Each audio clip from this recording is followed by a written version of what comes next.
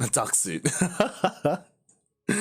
Oh god, I would wear a duck suit, like a duck kigurumi, if I had one. Unfortunately, I don't. But again, that would be fitting if the players did make it to the playoffs.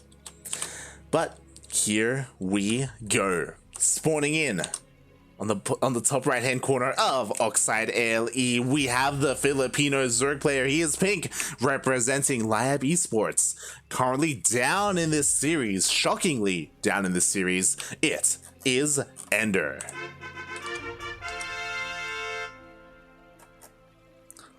And spawning in the bottom left hand corner of Oxide ALE, we have the Australian Terranese blue, representing Team Opus V, currently up in this series. It's crazy. He just needs one more. Uno mas. It is Azure.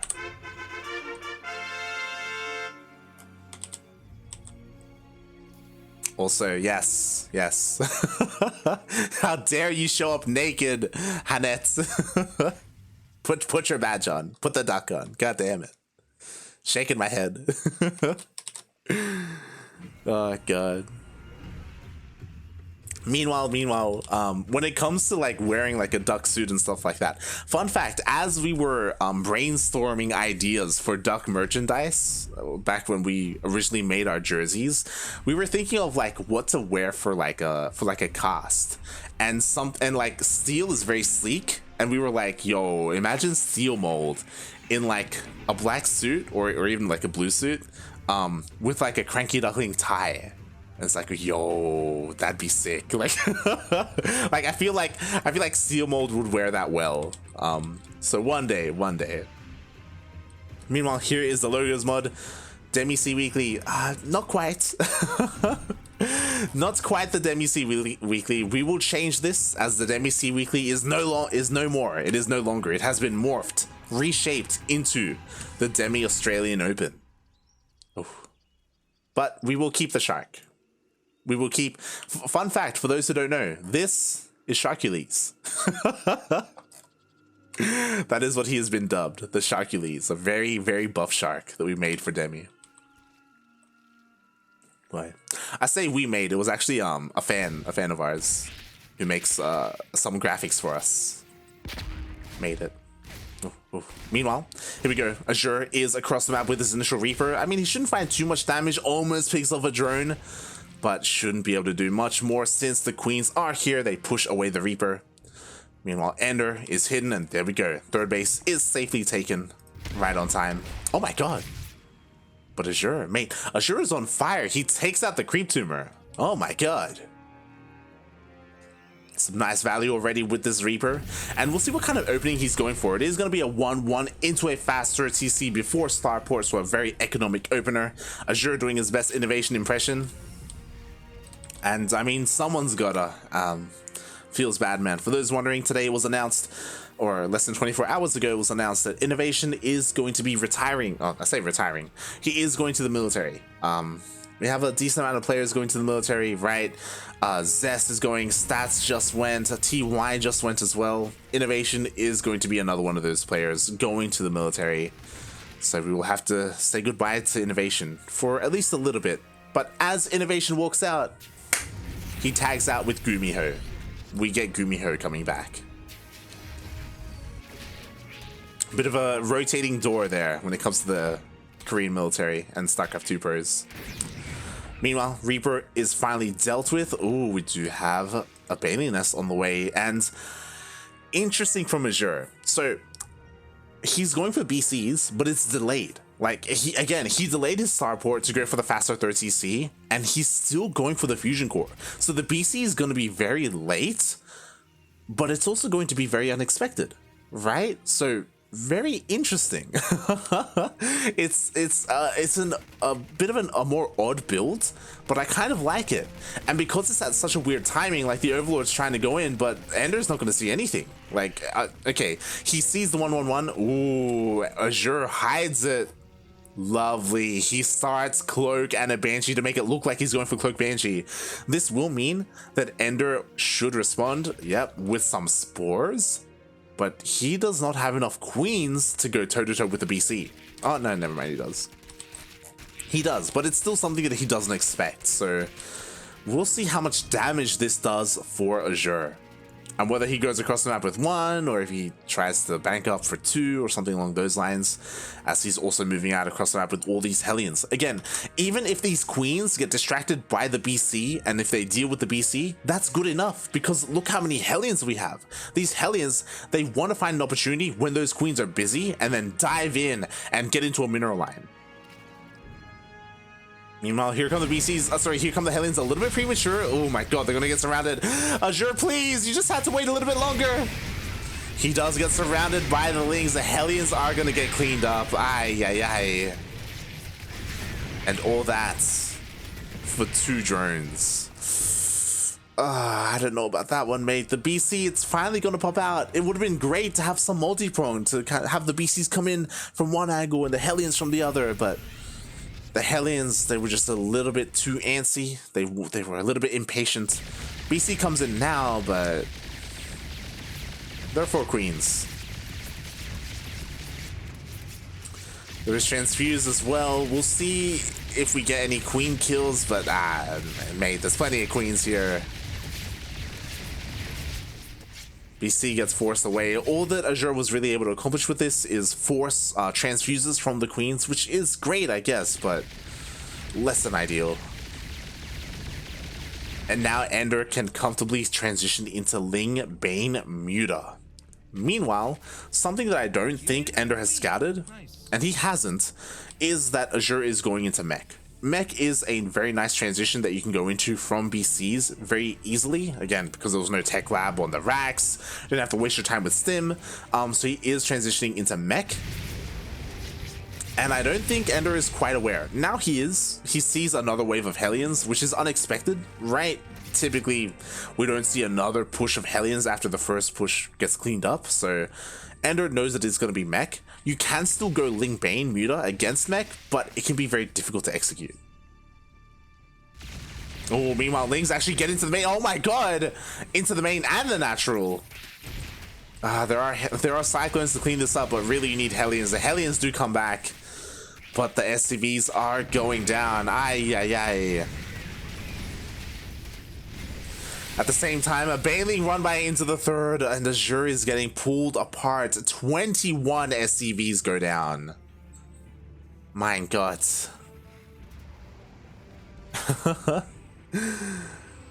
And with that, to be fair, because Azure is playing mech, you could argue that he can turtle up at home, but he's not going for turtle mech. He's not going for tanks and Vikings. He's going for Hellions and Cyclones.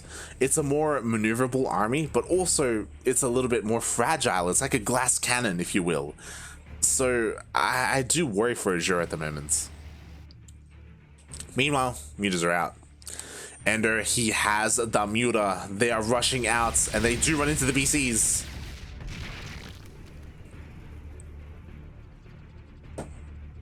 Looks like not enough mutas to really contest against the BCs, but they will keep them at home as the mutas are trying to find a way in. Oh, they find some Hellions.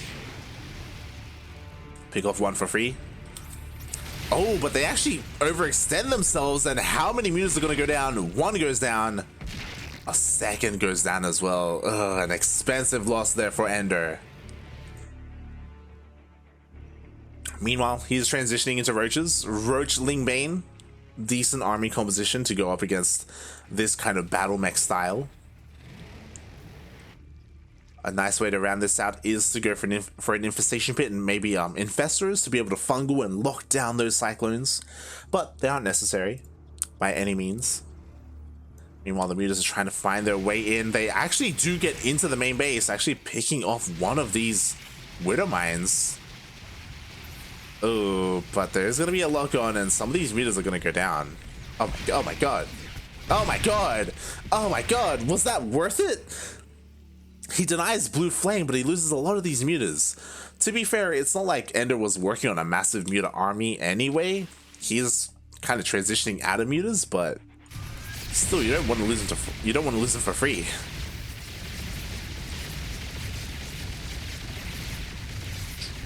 Speaking of losing them for free, BCs come in, the Yamato, 2 queens, focus down another queen, 3 queens, not bad at all. Meanwhile, the Hellions rush in.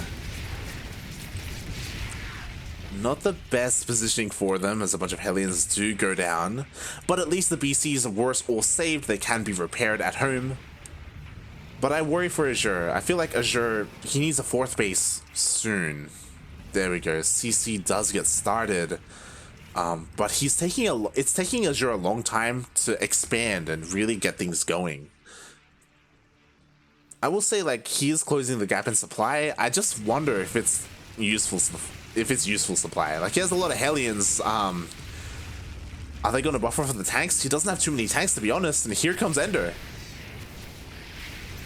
Well, a couple of Widow Mines get picked off. Here come the Banelings as well. One of the tanks is so exposed, it does get focused down, and then the Biles will take care of the rest of the tanks. Only one tank remaining here in the back line. It's being repaired, just barely staying alive. But not for much longer. The entire ground army goes down. Ooh, a BC gets biled. And with that, EnDerr has broken the 3rd base of Azure, and there's nothing left here. There's a tank on the high ground, sure. Maybe Azure can, like, protect his natural base, but at this point, he's just lost so much.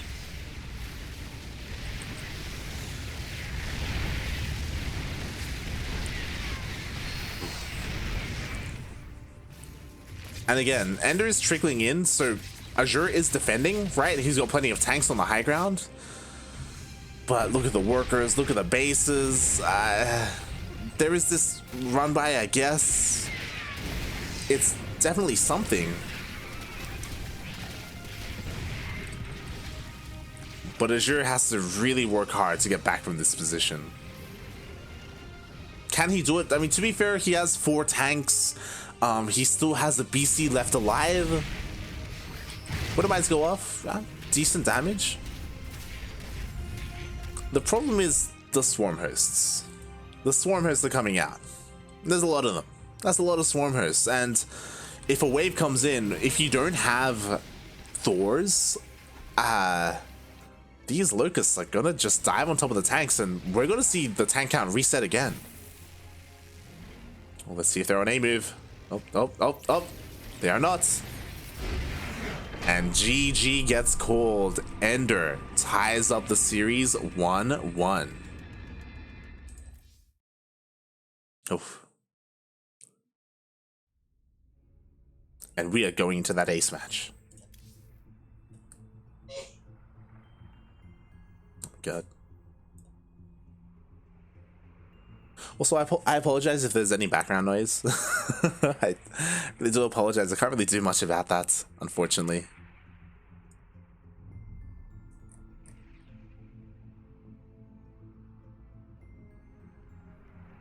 Sounder just linked me a...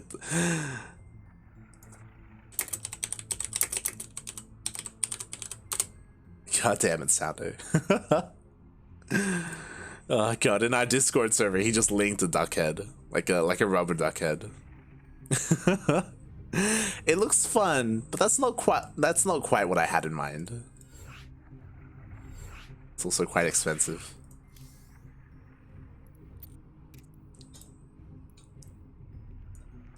But here we go, we are diving into the ace match.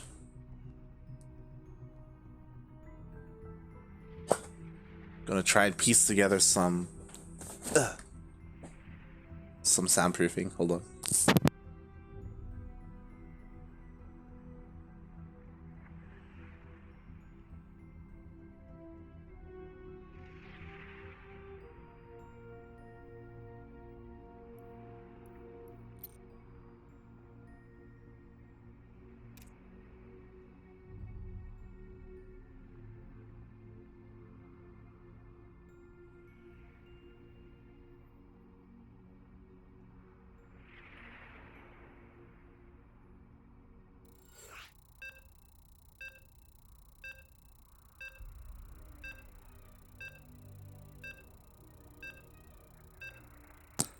All right, here we go.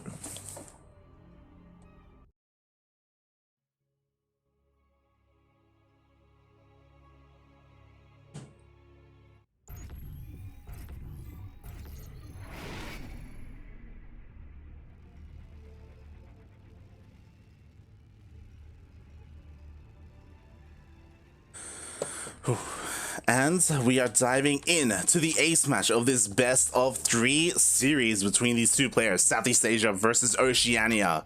And spawning in the top right hand corner of 2000 Atmospheres LE, we have the Australian Terran. He is blue, representing Team Opus V.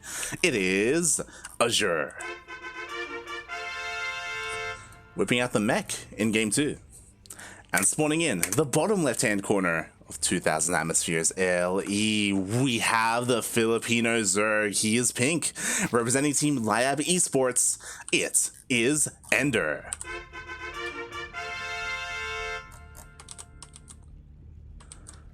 Not too much of a Southeast Asian turnout today, unfortunately. I believe the only players are Nux and EnDerr, the two Filipino players.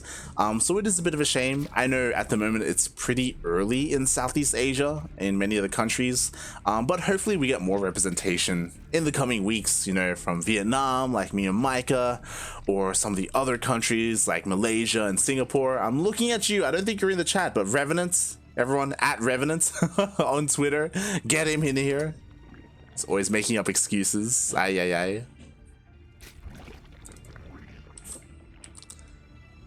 Meanwhile, Alexandros, I swear every pro series I watch a Ling run by I get through an open supply depot. On ladder though, never. Yeah, as the guy in the, as the people in the chat are saying, typically it is because there's a lot more going on. So something that people talk often about in StarCraft 2 and Brood War as well is that your attention is a resource in StarCraft, right? Like whether you're focusing on macro or a defense or a run by or a multi-prong attack, things like that. Like your own attention is a resource, and it is limited as well.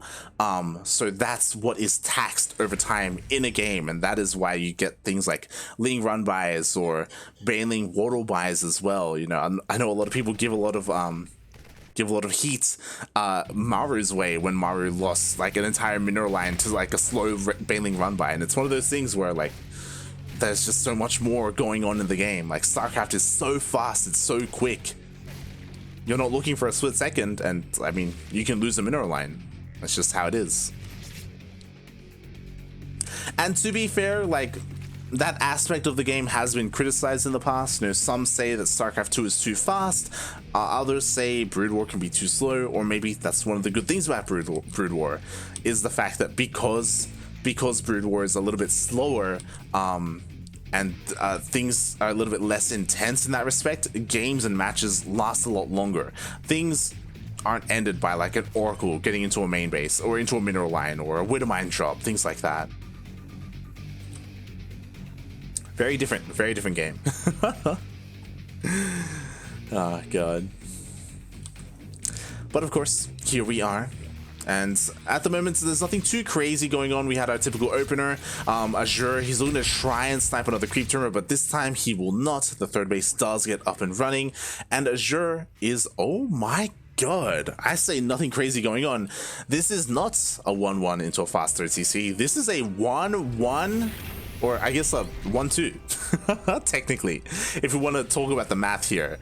1 racks into 2 factories. Here we go. We have Blue Flame on the way. So far, this has not been scouted. The scout has been denied, and there is no Overlord in position. Never mind. Pneumatized Carapace just finished up, and EnDerr is diving into that main base. There is 1 Marine to deny the scout, and 1 Marine is not enough. He's trying. He's like, stop, hold the line. But the Overlord gets in, and EnDerr sees everything. He sees both factories. He sees the tech lab researching. He knows what is coming his way. He knows it is going to be Blue Flame. And now Azure has to pull the trigger. He's got to do something with Zami, otherwise it's just wasted resources. Otherwise, EnDerr is just going to prepare at home. And I mean, to be fair, there's already a Roach Warren. Roaches are already on the way for EnDerr. He will have them to defend. And we've seen time and time again, Hellions barely do anything against Roaches. Aye. Here we go. Hellions, they do dip in, but the Queens are enough to push them away for now. Blue Flame is still almost done. It's about 80% of the way. So once that kicks in, maybe Azure will be feeling more confident to push into one of the mineral lines. Ooh, interesting switch. I love this. Stim is on the way. Azure is playing Bio. He is not committed to the mech. And if he doesn't commit with these Hellions, and if he keeps them alive, like going for a follow-up, like stim timing push with Blue Flame Hellbats, like that doesn't sound too bad, to be honest. Meanwhile, Roaches do push away these Hellions. These Hellions can't do too much here across the map. But again, like Azure's transitioning, like it doesn't matter too much that they aren't dealing damage, as long as they're able to keep EnDerr busy. What's scary about this is EnDerr has stopped droning. There's no drones here. He's going for an all-in. Oh my god, and I think Azure saw, I hope Azure saw, he catches a lot of these things. This is huge. The Lings get picked off, and the Roach Ravager is out of position. Oh my god, and even if all these Hellions get picked off, it may be worth it. Like, he's trading well against the Lings. He forces EnDerr to stay at home, forces more lost mining time, bearing in mind that EnDerr had stopped droning. And all this gets cleaned up, and now EnDerr is going to be going across the map, and his push is going to be so much weaker. 44 Lings have died this game. 44 Lings went down to Hellions. Imagine 44 Lings with this push. It could have been game. It could have been over, especially because EnDerr has Ravagers who just bile down the wall, Lings flood in, they get in, and just GG. Meanwhile, Azure, he knows how aggressive EnDerr is being because he saw 0 drones at the third base, so he's defending hard. He's got a Liberator, he's got 2 tanks as well. The wall is being piled down. What's important is that EnDerr isn't overcommitting to this. Behind this, EnDerr's droning up. He is droning up hard. He is trying to like feint his opponents, and oh, nice piles. The tanks are going down. This is still a threat. Azure still has to take this seriously, but he may be overreacting because he pulls a lot of boys. And as a result, like EnDerr, he's basically faking this aggression, and he's getting away with so much at home. Like, he's just been droning up hard. There we go, he threw down 2 Evo chambers, he's getting a 4th base, he's getting his upgrades, he got his lair, he's getting Lyle. Like, again, like, he's just... Very smart play by EnDerr. Azure, he does harass across the map a little bit with the Liberator. He gets like 1 drone though, and that's kind of it. There were Ravagers at home to defend, and I feel like Azure realizes what just happened, so now he can break out, now he can finally expand.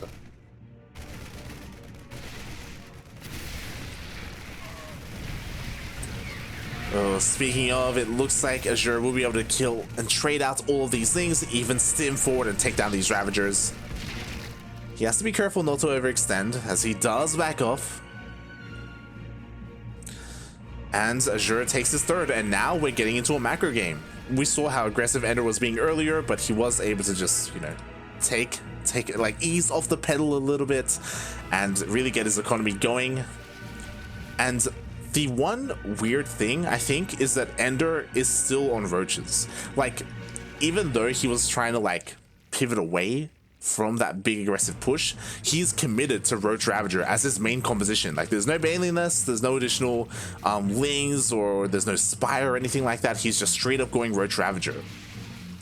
And this can hit hard. We have seen Gogo Joey use this to great effect, but over time, this runs out of steam. Like, it doesn't scale well. At the moment, it's perfectly fine, but eventually we need to see something else. Meanwhile, when it comes to Azure, I'm still worried for him. He's throwing down a lot of production, which is great, but these tanks are so exposed. Like, it doesn't take much to bile them down, and all that EnDerr needs is a buffer for all these Ravagers. Like, that's a lot of Ravagers. EnDerr is about to be maxed out with Roach Ravager, and he's going in with a push. 1-1 just finished up, he's gonna hit this timing. Azure, mate, you need some SimCity, you need some bunkers here to protect your tanks. Like, he doesn't know, he doesn't see. He scans, and it is too late. The Ravagers are here. They reveal themselves. Azure finally knows the situation he's in. He does reposition his Marines, and honestly, there's not that much buffer for the Ravagers. There are only a handful of Roaches, and Ravagers are honestly pretty squishy. Oh god. All right. Here we go. It looks like Azure is held. I don't think there's enough here for EnDerr to break this. Like, if EnDerr had a wave of Roaches or another wave of Lings, I think 100%. But because he morphed in so many Ravagers, arguably too many Ravagers to be honest, like, he just doesn't have that buffer that he needs. Oh, picks off a tank for free. Nice, nicely done by EnDerr. We do have that wave of lanes that I was talking about, but it could be too late as the Marines are pushing on forward. We have a Viking just keeping tabs on this entire army. The Lings were split off, maybe looking to go for a run by. This wall is not a wall. It's just not a wall. Period. So the Lings could slip into the natural base and cause a lot of havoc. At the same time, EnDerr, he's rotating around. He wants to try and hit the third. Ooh, Marines fall back. Oh my god, and the Marines, they just stim on forward. Ooh, but the Biles do connect with the Medivacs. Honestly, I think that was kind of worth it for EnDerr. And at the same time, Lings flood on forward into that natural base. And this is what I was worried about, hitting the natural and denying the land on the fourth.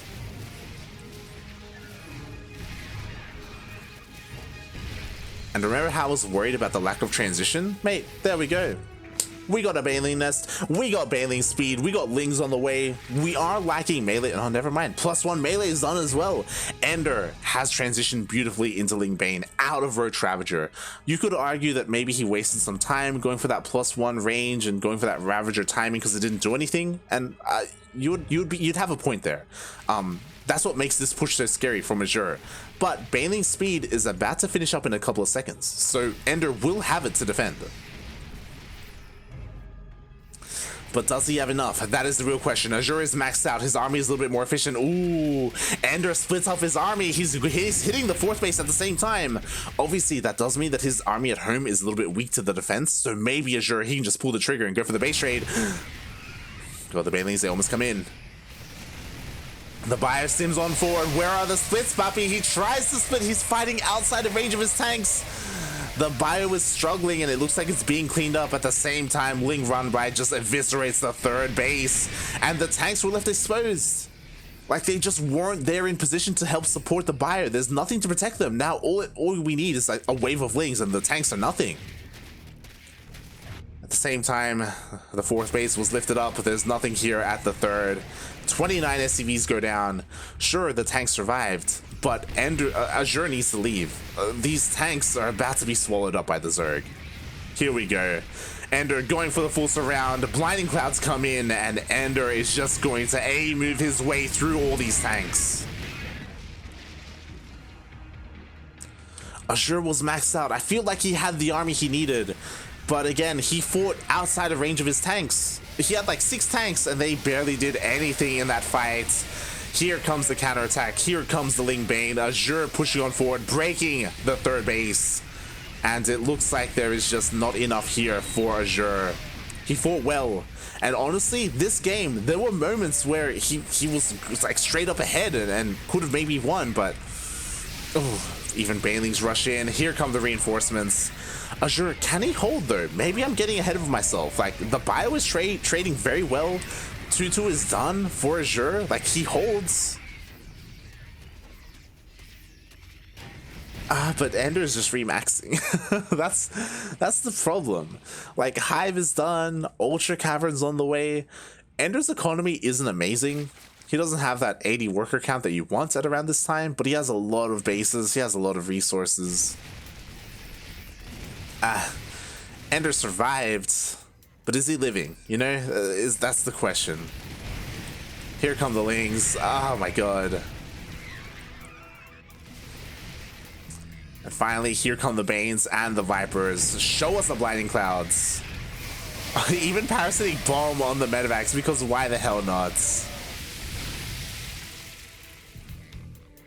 And that is all she wrote for Azure. Again, Azure, he fought hard. He fought well. But GG gets called. And EnDerr takes game number 3 and the entire series.